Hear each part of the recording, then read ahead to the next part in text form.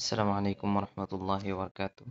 সম্মানিত ইসলামিক ফাউন্ডেশনের মসজিদ ভিত্তিক গণশিক্ষা এবং প্রাক প্রাথমিক শিক্ষক ও শিক্ষাবৃন্দ, সবাইকে আমার ব্যক্তিগত পক্ষ থেকে ধন্যবাদ এবং স্বাগত জানাচ্ছি।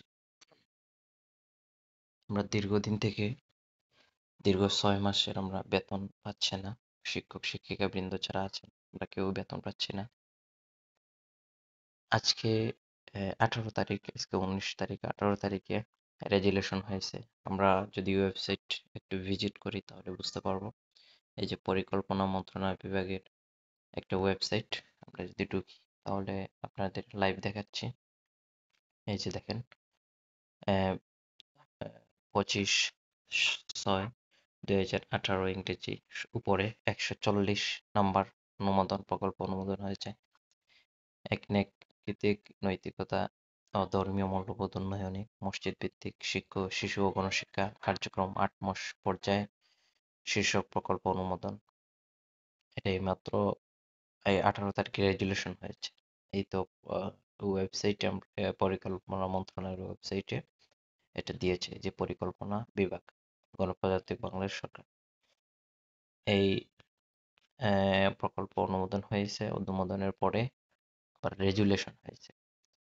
এরপরে থেকে কার্যক্রম শুরু হবে। আশা করি আমি এবং আমরা যারাই আছি শিক্ষক, আমরা আসলে খুবই কষ্টে আছি। কারণ 6 মাসের বেতন আমরা পাচ্ছি না। তারপর ঈদে 2টা ঈদ আমাদের গেল। কোনো আমাদের অনেক কষ্ট করে গেছে। এই অফিসিয়াল অনেক কাজ জটিলতা থাকার কারণে হয়তোবা আমরা বেতন পাচ্ছিলাম না। আশা করা যায় এখন বেতন হবে। তো কখন হবে এটা এখনো অফিসিয়াল ভাবে কোনো ঘোষণা আসে নাই। তো আমরা চাচ্ছি যে বেতনটা যেন এই খুবই দ্রুত আহ, কার্যকর করে আমাদের বেতনটা দেওয়া হয়।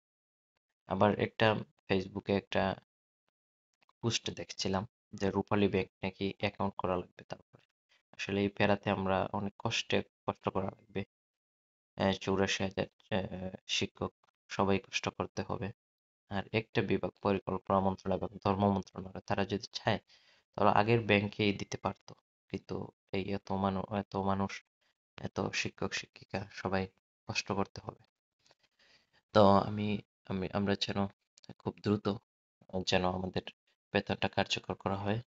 এই সংশ্লিষ্ট যারা আছেন, উপরের কর্মকর্তা, ঊর্ধ্বতন কর্মকর্তারা যারা আছেন, সবার প্রতি আকুল আবেদন থাকেন। আসসালামু আলাইকুম।